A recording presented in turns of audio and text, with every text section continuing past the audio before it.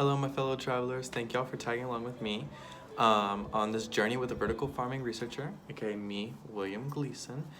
Um, there was a week delay on the video between episode 3 and episode 4 of this one because we as a class decided to not have one every single week, but have one every other week now. So expect my videos to come out every 2 weeks, and that is because it's a lot easier for us to figure out content to cover, because you can't spend a whole 10 minutes. You can. We spent an entire class period talking about unpacking the academic rubric, but man, that would be one heck of a boring video, if you know what I mean.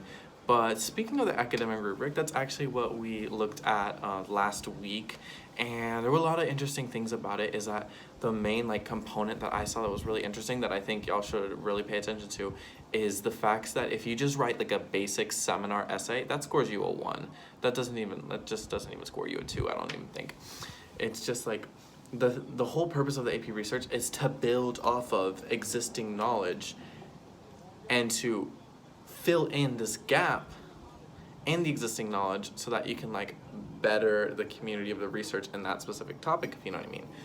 So that's kind of basically what we've been talking about lately, and that really does come hand in hand with the literature reviews, because we're starting to write our literature reviews. Our draft is due next week. I guess I'll talk about how my literature review went. I'm still in the process of writing it.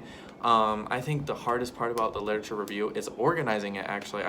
Writing has a big deal to do with it, because it's 1,000 words or something like that, but it's how do you get all these random pieces of puzzles together and you form them together, right?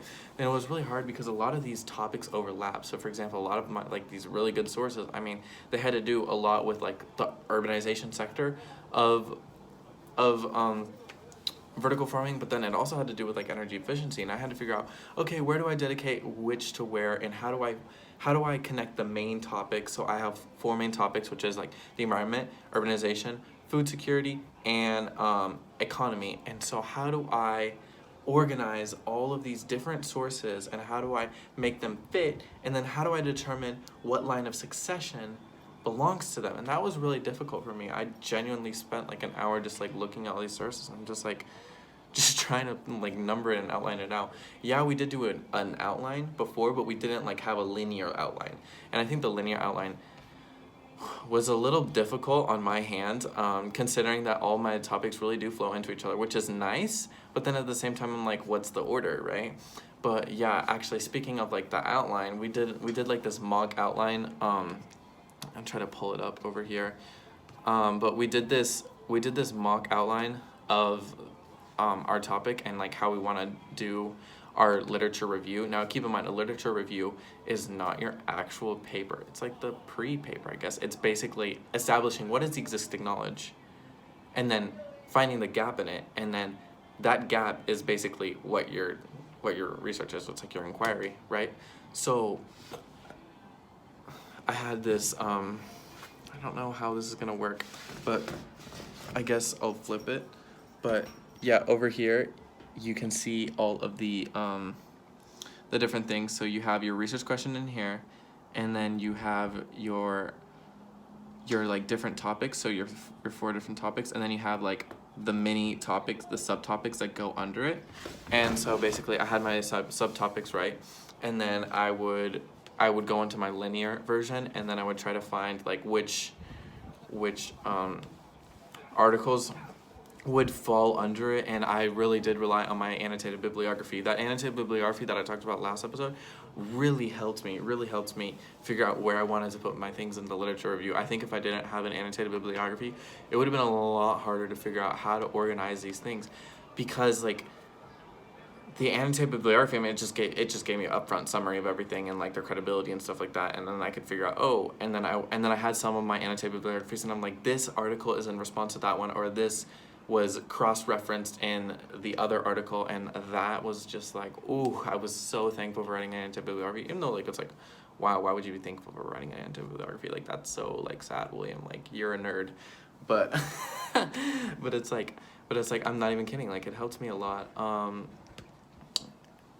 Yeah, and speaking of that, I think I did mention the academic paper a little bit beforehand. I think I want to talk about that a little bit more because it was really impactful for me because it made me think about this class a lot differently. So like I said earlier, I was talking about how, sorry, my dog, like just writing a seminar essay, like the essays you wrote in AP seminar last year, barely it's not gonna make the cut. It's not gonna make the cut. It's like the passing line is very distinct because you need to address a gap in your research, and you have to do your own original research. That's like big letter R, like capital R research. We talk a lot about capital R versus small r. Seminar is lowercase r, okay? Research is capital R. And I guess finding my own research, that's kind of scary because like, I mean, like, I don't know where to start. I mean, I do because I've been reading all these methodologies and I've been kind of like getting an idea, but like, these are like actual scientists, and I think that's the kind of the interesting thing. I'm definitely doing something that's like not normal for a typical high schooler, which is pretty dang exciting, I guess, if you could say for myself. But anyways, getting back to the rubric, I was just looking at the rubric, right? And I noticed that was a big part. Let me go to my annotated rubric. I'm gonna show y'all for a second how my rubric looks like. I took a picture of it and then I put it in my Google Drive, and it kind of looks, oh, I forgot to sideways. So that's what it looks like. I don't know how the camera's probably gonna like flip it or something like that, or you probably can't even read it, but I was just looking, and a rubric is a holistic review of the paper. It's not like seminar where it was more like, oh, did you get this part, and it's like check mark, you know what I mean? Or just like in your typical English essay where it's like just like, oh, you get like a check mark here or there. No, it's like a holistic thing, and then so it's really subjective, and it's really depends on like, I guess, your AP reader. But there's obviously a lot of constraints that you have to do, so you have to I'm so sorry, you looking at my brick wall. I was gonna change the scenery, but then I was gonna go to my backyard, but then I realized that like, oh, the lighting wasn't that great. I didn't look that great. So that really says something about it. So it really says something about my ego. So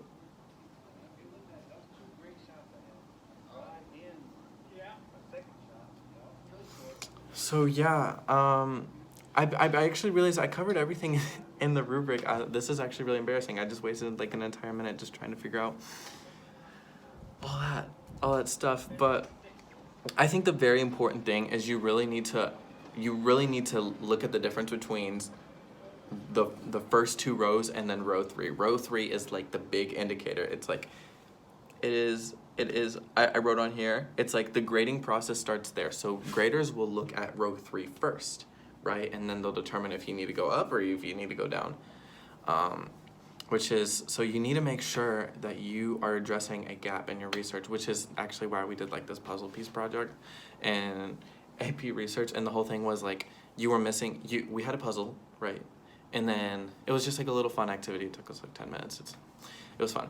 And so you had a puzzle and you had to finish it. And the first person that finished, like the first group that finished, like won a prize. And so you got to the end and there was one puzzle missing. And so like your initial instinct is like, oh, like let me look for it, right? So that's the whole research process. You need to look for it, or you need to make it. My team, we got a little piece of paper and we cut the little shape, and then we drew a little thing in it, and then we put it there, and then that was the little missing puzzle piece.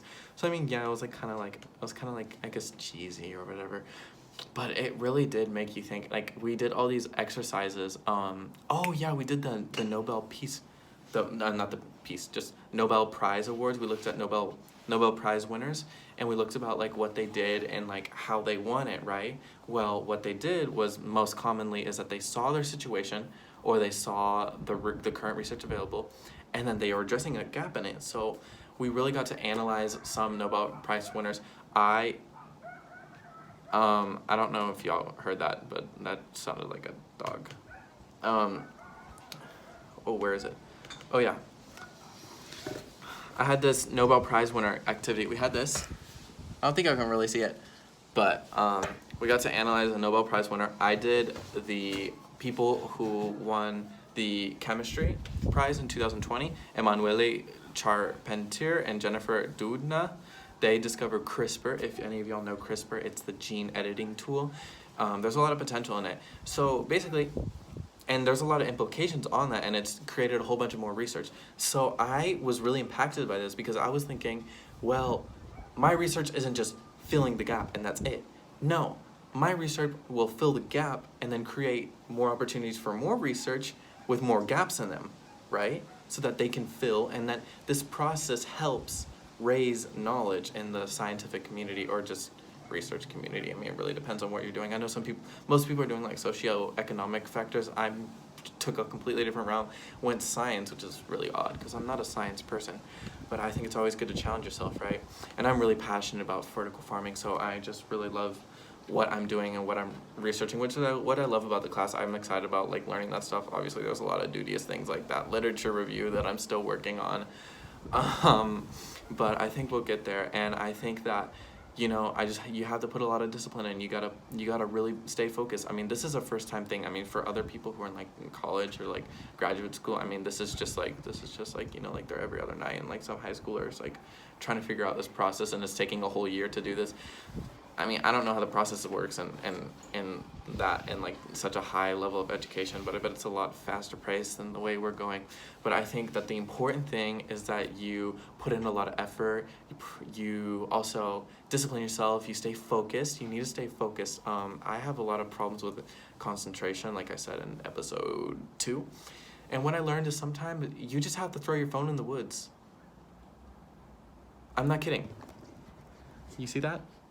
Yeah, I'm not even joking. But anyways, in conclusion, I went a little overboard today because I kind of gave myself a little bit extra time because I was thinking, oh, I kind of had like a whole minute where I was talking about absolutely nothing and I felt really bad. But anyways, I want to conclude by saying, if you continue staying on the right path, and you continue giving in a lot of effort, a lot of discipline, you will be willing to succeed. Thank y'all.